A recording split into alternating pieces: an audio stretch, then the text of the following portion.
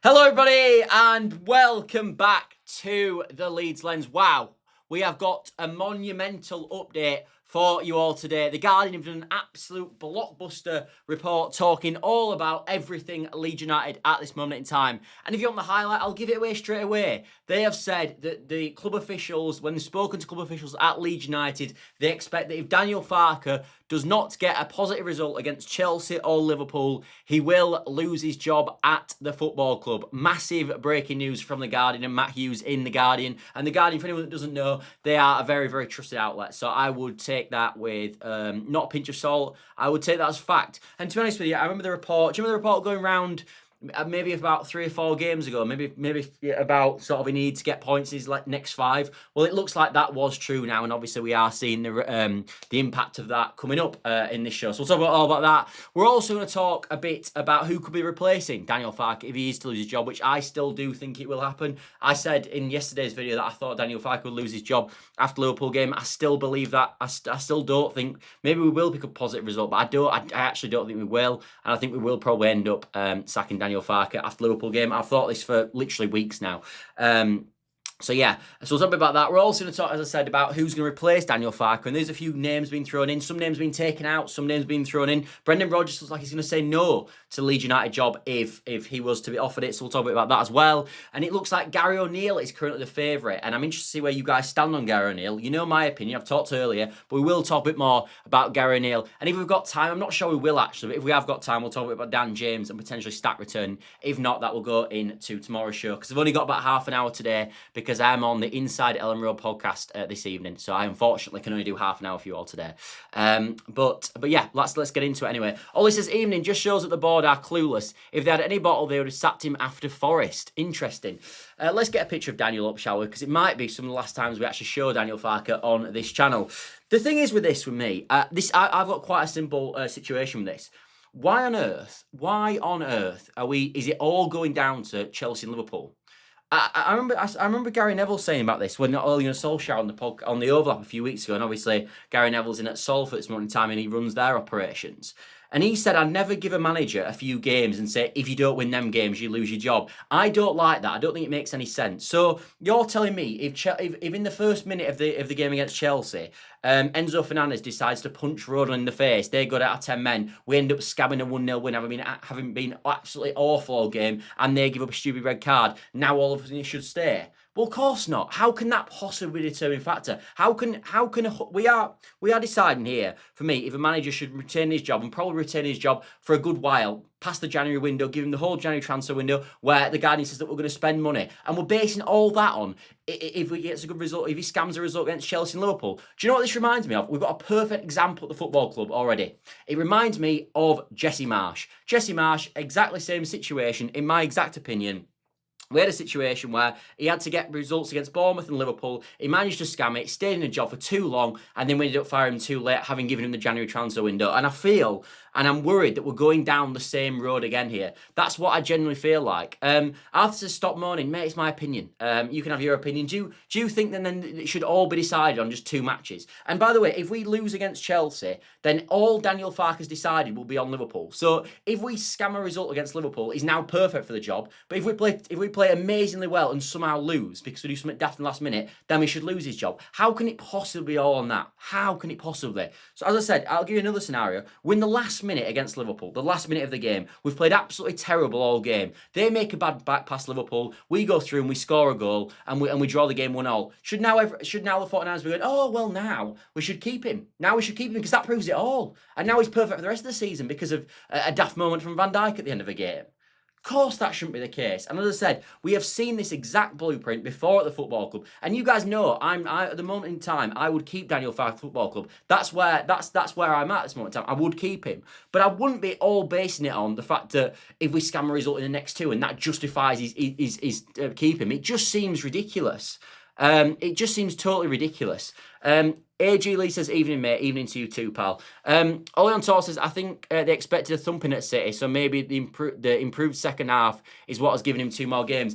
You know me, Ollie. I've said on this channel all for ages now. I always thought the Liverpool game would be his last game. I didn't think the Man City game would be his last game because these games have come so early. Like I always said, if the Man City game If this Chelsea game hadn't been midweek and it'd been like any normal week and it had been this weekend, I think he would have potentially gone this weekend. But because of this midweek game, I think naturally you're going to have to give him these two, in my personal opinion. So I really think this thing's ridiculous. Arthur says you lot have never been a manager. No, I haven't, mate. But no, you've never been. Have you been a manager of a football club? So you can't give your opinion by that logic. So I can't give my opinion, but then you can't give your opinion unless you have managed a Premier League football club, have you? So you haven't, have you? So if as I said, if I can't give my negative takes, then you can't give your takes about it either. Then. But let's be honest, we both can because we're adults and we can say it and we can give our opinion. As I said, a lot of people in this country give their opinion on politics. We don't do it on this channel. People do. I've never been the Prime Minister, but I can surely can do that. So I think that's a silly argument, I must admit. AG Lee says, Arthur, just because someone gets paid to do something doesn't mean we can't question them. Exactly. Farke beats Liverpool 2-1. Stays till Feb, sacked in 18th or 19th, replaced by Slippy G. I don't think that'll happen, mate. I don't think they'll do Steven Gerrard. I think it probably will be Gary O'Neill, which I'm not that opposed to. We've becoming mourning Leeds.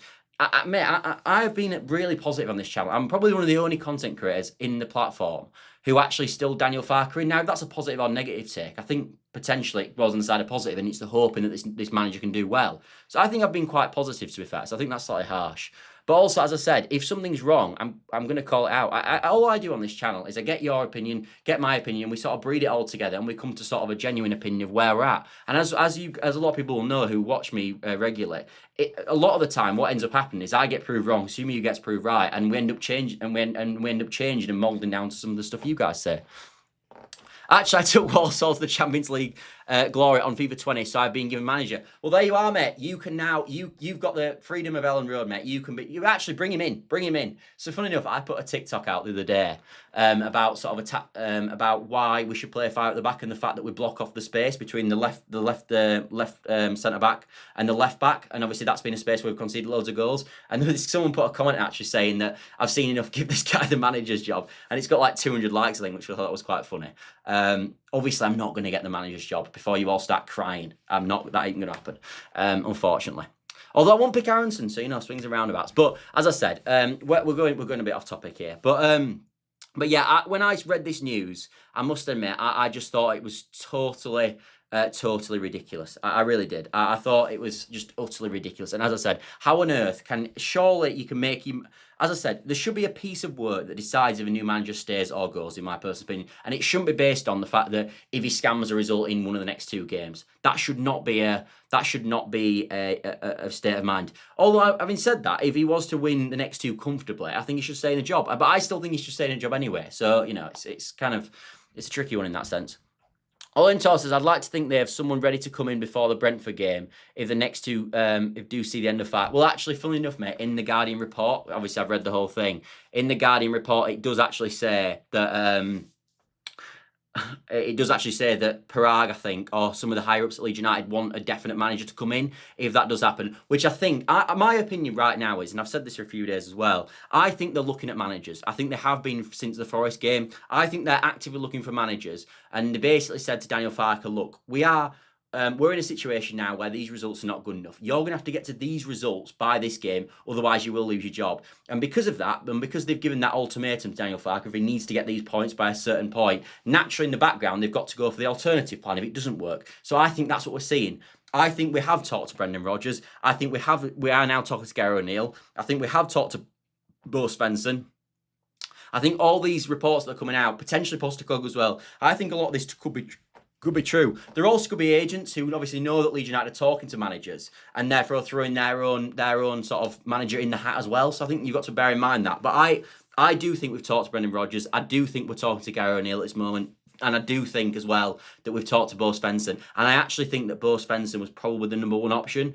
Hence why he dropped so dramatically in the betting odds. And I think probably what's happened is, and you've seen this in the German outlets as well, they've said actually Bo Svensson doesn't want to take the Leeds United job. And I think essentially he's gone up in the odds because he's now no longer going to be the Leeds head coach anymore because he's rejected it, like the German reports were saying about a week ago. And I think now what's happened is they've moved on to other targets. So they're looking at Brendan Rodgers, who it looks like is going to say no, which we'll talk about in a second.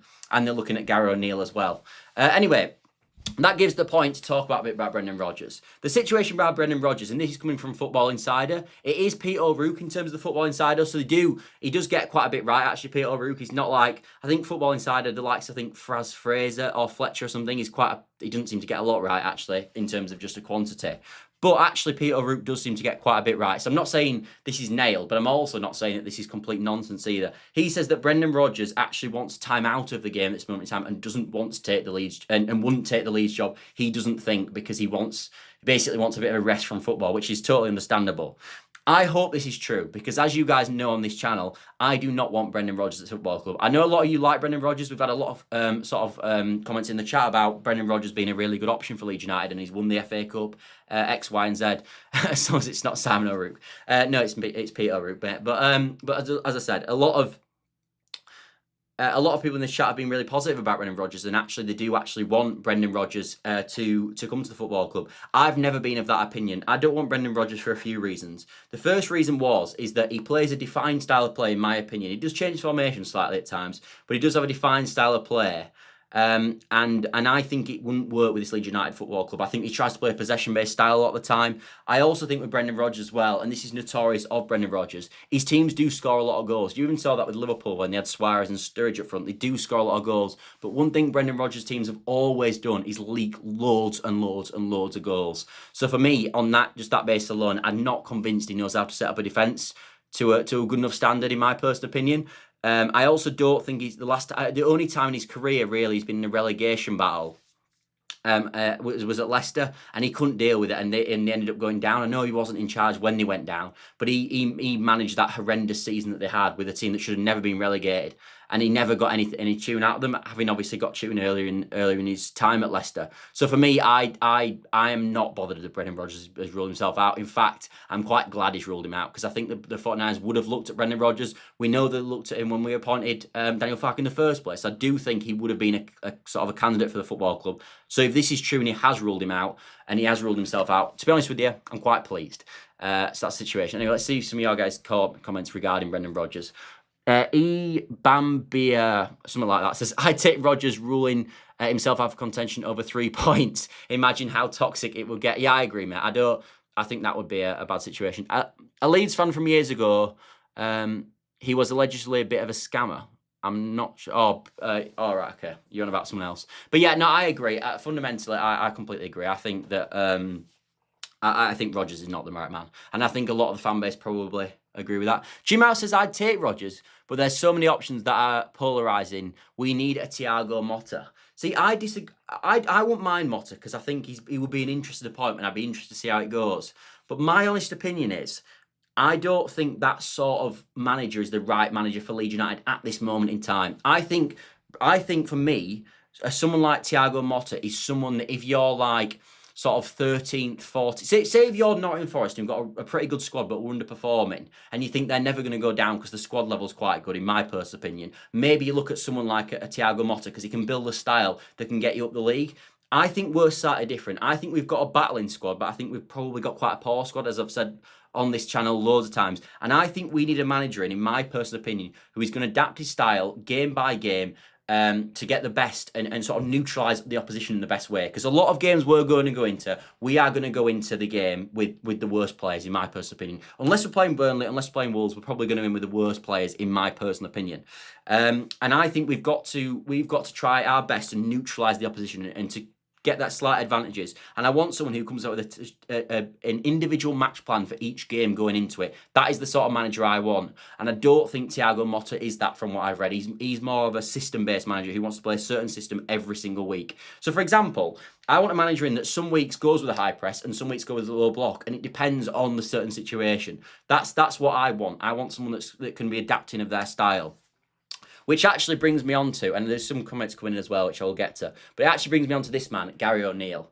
Now, I said right at the start of this, straight after Forest game, I'd take Gary O'Neill at the football club. I would take Gary O'Neill. I think he's a really good option. And I've seen a lot of slander, and I'll give my pitch as why I think Gary O'Neill could be good, and then you guys, if you don't want Gary O'Neill, can explain why you think I'm wrong. My feeling with Gary O'Neill, and the reason I want him at the football club, is, like I talked about, he is someone who can change his match plan depending on the opposition. That is what he does. He doesn't have a defined style of play. He adapts his style per week, depending on who we're coming against. So say we're playing against Man City, who like to pack the midfield. He will pack the midfield to neutralise them in that zone. If we're playing against Bournemouth, who want a physical game but don't have a lot of possession, he can do a different tactical plan to stop that. And I want that sort of coach. I think that's the best option. I also like the fact, in my personal opinion, that he's got Premier League experience. I want someone in this league. I want someone coming in the football club who has got a bit of Premier League experience at this time, in my opinion. I want someone who's got, for me, shown at this level he can do it at certain times. And I also take you all the way back to the Bournemouth job, which is obviously not his Wolves job, but the Bournemouth job. He took over Bournemouth after they'd just been beaten 9-0 at Liverpool, and literally Scott Parker walked out the football club and walked out the job because he said it was impossible, but he thought it was impossible basically that team was going to stay up. It was so bad. And bear in mind, he's currently managing Burnley, and he thinks probably Burnley have more chance of staying up than that Bournemouth team did. That Bournemouth team was by far the worst team in the division. Literally everybody and the dog had them to go down.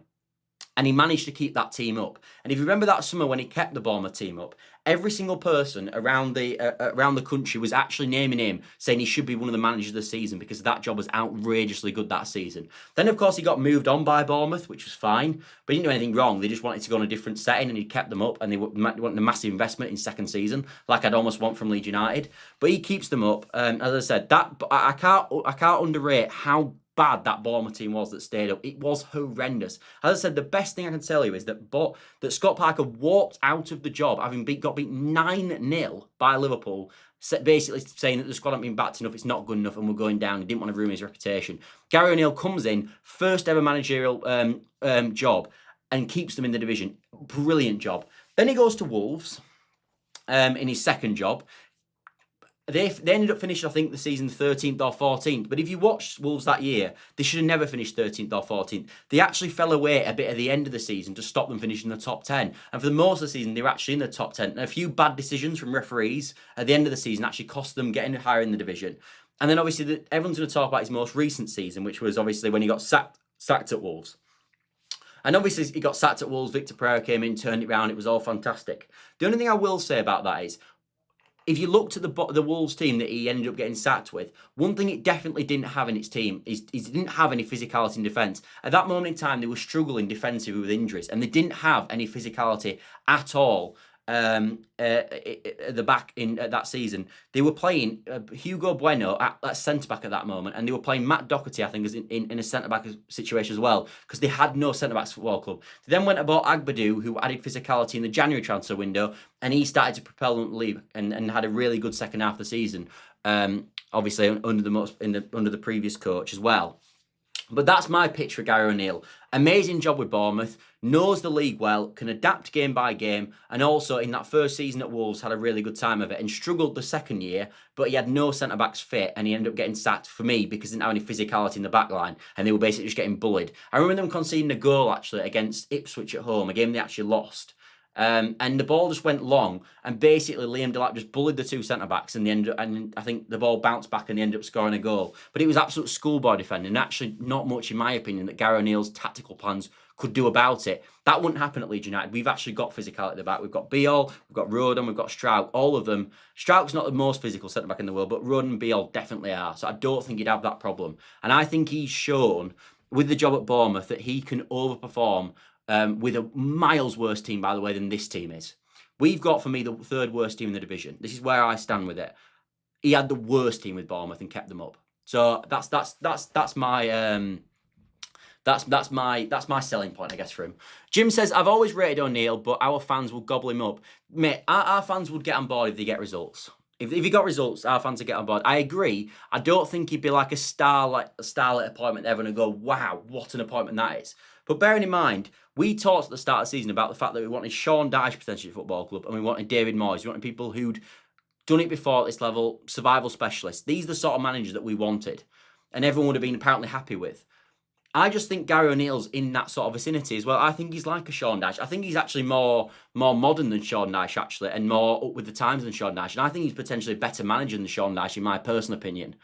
I think that he'll probably know. He talks on Monday Night Football. I know they all do this, but he talks on Monday Night Football about the fact that as well, what in his off time he's been working with loads of different managers across the globe. I can't remember exactly who he said he worked with, but it was top notch coaches trying to learn. I think he'd done a day with Pep actually as well, Guardiola. So for me, as I said, I would go there. He would be if we brought in Gary O'Neill, I'd be actually really happy with that. I think that'd be a good appointment, and I do think actually Gary O'Neill keeps us up in my personal opinion.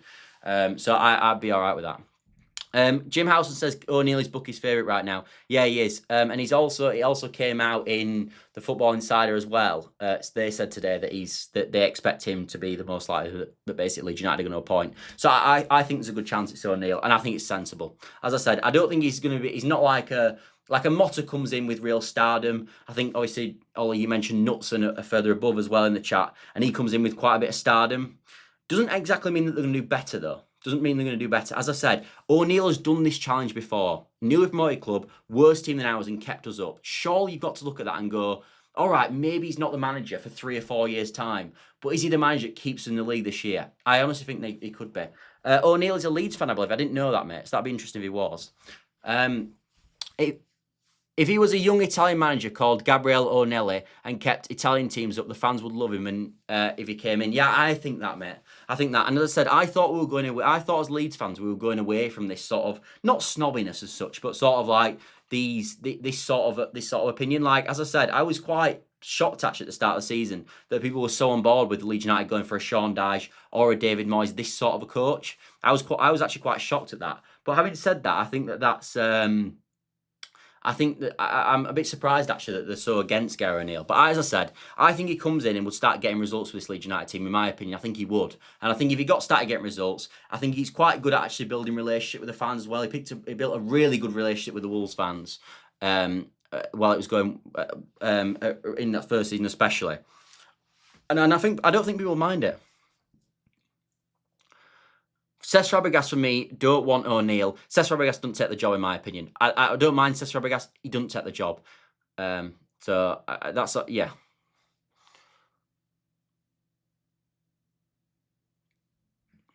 O'Neill is Bucky's favourites. Is Fabregas available? He's currently managing Como, but he's been linked with loads of he's been linked with loads and loads of absolute top jobs. For me, he's probably the next in line if say, I don't know, Man United Amorim left at Man United. I think he could be, I think he's the sort of player coming in line for that job. I don't think we're quite, unfortunately, look, Leeds are a massive club, but we're not currently shopping in that tier, in my personal opinion. As I said, that's one for, if you can get Ronaldo to keep us up in the league, maybe there's another season to keep us in the league again and maybe get us to, say, 15th, 14th next season. Then I think maybe that summer you could move him on and look at bringing in the next coach, which could be the likes of, hopefully at that point, a Cesc Fabregas or a Thiago Motta, someone of that ilk. But for now, we've got to focus about staying in the division. That's all we need to do, stay in the league. Doesn't have to be fancy, doesn't have to be sexy. We're all talking about playing long football, going into big men up front and playing off a front man. It's not exactly sexy football like we're playing under Bielsa. We're not talking about doing that, and I think Gary O'Neill would understand that. I really do. What about Thomas Frank? I'd love Thomas Frank, mate. He'd be my number one choice, Thomas Frank. The issue is he's obviously Spurs manager at this moment. But if I honestly had my number one pick, it would be him. I just personally don't think the timing's quite going to work itself out. And I also think what you've got to bear in mind is if even if Thomas Frank lost this midweek and then lost at the weekend and got sacked by Spurs, is he then literally instantaneously going to turn around and take the Leeds job without any sort of prep? I think it's almost going to happen too late if he does get sacked. And we also don't know where the Spurs board are at this moment in time. But on the odd occasion that Thomas Frank will be available, he would be my number one option for manager. He's just not there at the moment. Just Thomas Frank has passed every single thing that I want. Brought clubs into the league, got them better, scored loads of goals. He'd be absolutely perfect. But he's just not quite there yet. 49ers always give me the vibe they want a big name. Yeah, they do. Although they do give me a big name, but for me, the sensible appointment is Gary O'Neill. I think it's sensible, and I actually think as well they went sensible with Daniel Farke. was a man proven in the Championship level to get teams out of the division. I thought that was the sensible choice in the Championship. We didn't go for some fancy name from sort of a hipster manager from, I don't know, Serie B or something that done outstanding there. We went and got a manager who the last 2 years had won the league in the Championship, and I think they'll probably try to look at that again when they go again. Ellen back says, "Sup, Scott. Nice to see you in the chat, mate. I haven't seen you in here for a while. Heard the O'Neill rumour this afternoon. Odds have now tumbled from 12 to 1 to 11 to 8. Yeah, they have tumbled a lot, mate. And there's also been reports coming out about this as well. The only thing I will say is not a lot of people bet on the next Leeds United manager's odds, which means if you put a bet on, say if I put 20 quid on Bo Svensson to be the next Leeds manager today, or put 100 quid on, it would instantly change, and Svensson would then look like the favourite. Because it's obviously bookies' odds are naturally based on who's putting money on certain obviously outcomes. That's how they work as well. Yes, let's look at odds, and I think when you drop from 12 to 1 to 11 to 8, you'd probably expect something's going on. But in the same breath, you've got to take that and bear in mind, because people will start lumping money on, and then it will make the odds even less, even though maybe nothing's happening. Jago Skill says, "I heard Svensson isn't interested in Leeds." Yeah, he's not, mate. He's not. I wouldn't rule Bielsa out. I don't think Bielsa will come back, mate, because I don't. He's obviously. I think he's not going to be sacked by Uruguay, and I think he wouldn't leave Uruguay to join Leeds at this moment. They've got a massive tournament coming up in the World Cup in the summer. One of the biggest tournaments, obviously, in America. It's going to be the new system, the new format, loads of teams in it. It'll be the biggest World Cup of all time going into it, and I think he'd want to be involved in it. So I don't think he comes back. I also think on a moral basis, I don't even know if Bielsa would come back, because I don't know if he looks at it and goes, "I'm not." He's a very sort of moral guy, in Bielsa, and does he look at it and go, I've been sacked by that club, I don't want to come back for that reason"? It wouldn't surprise me if he does stuff like that. We know what Bielsa's like. Any manager the 49ers I like to recruit will be an improvement on Farke. We have lost 6 of the last 7. Nobody but worse. Yeah, probably true, PSF. The only thing I would say, of course, is and you'll agree with this as well, is we want the best man for the job, don't we? We want to appoint the best guy possible. We don't want a little improvement on Farke. We want the most possible improvement we can get on a new manager, which obviously you'll know as well. Yeah. Anyway, should we talk? We've actually got a bit more time left. We've got about 5 more minutes. Should we talk a bit about Dan James? Because I think this is a bit of an interesting situation at the moment. And I think it got missed a bit. I think it got slightly missed. And I'll get to some of your guys' comments and we'll probably have to wrap the show up there. But I think it got missed a bit. But basically, talking to BBC Radio Leeds, Daniel Farke says, Dan James reported some hamstring injuries at half-time, so it could be he has done his hamstring. We will have to wait for further assessment. It didn't look too good, so he could be out for a while. Now, the Dan James situation for me only forces more down one segment. If Dan James is out injured, for me, he was the obvious right winger that Daniel Farke was going to pick on that right side. He was the obvious one to go for. So if you're not going to go for, if Dan James is unavailable, for me, he can't possibly start Brendan Aronson. If he starts Brendan Aronson a 4-3-3, he might as well sack himself on the spot at 7 p.m. when the lineups come out. He can't start Brendan Aronson. So I think this almost limits his chance more of going back to the 4-3-3, because actually he hasn't now got the option that he probably would have gone with on the right-hand side. So for me, this is not... Look, I don't want any player to be injured, but I do think this probably forces him more down the sort of 5-3-2 or 3-5-2, whichever way you want to look at it. I think this forces him much more down this route. So I think all we're going to see from this is that we're more likely to go to a 5-3-2, because I think obviously Dan James doesn't really fit that system, but if he's out injured anyway, does it really matter? So as I said, I don't want any injured player to be injured, but it might force Farke to go to a 5-3-2 because Dan James is injured, if he is injured, which it looks like he will be, because I don't think Farke comes out with a quote like that after the game if he's not injured. Jim Howson says there's a good young English manager doing well at Coventry. Yeah, bring Lampard in, mate. That is fantastic. There's also good not so young manager who did wonders for Leeds and Norwich. Yeah.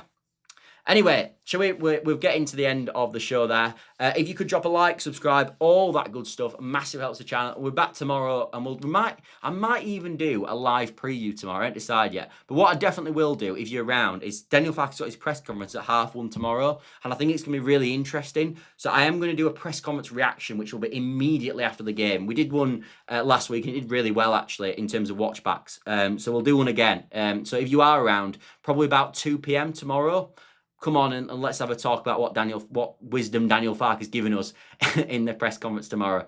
And then we'll obviously, I'll either then do another live stream at 8 p.m. and we'll talk over and do a live preview, which I might do actually for something different, or we'll do the normal, I'll just put out a normal pre-record preview at 8 p.m. as well. Anyway, thanks all for watching as always, and I will see you tomorrow. See you later. And also as well, as I said at the start, I'm on the Inside Elland Road podcast, which is going to come out tomorrow, which is where I've got to go now to film. So if you do want to watch that, it'll come out tomorrow, and you're more than welcome to go watch it. I will be on. So anyway, I shall see you all.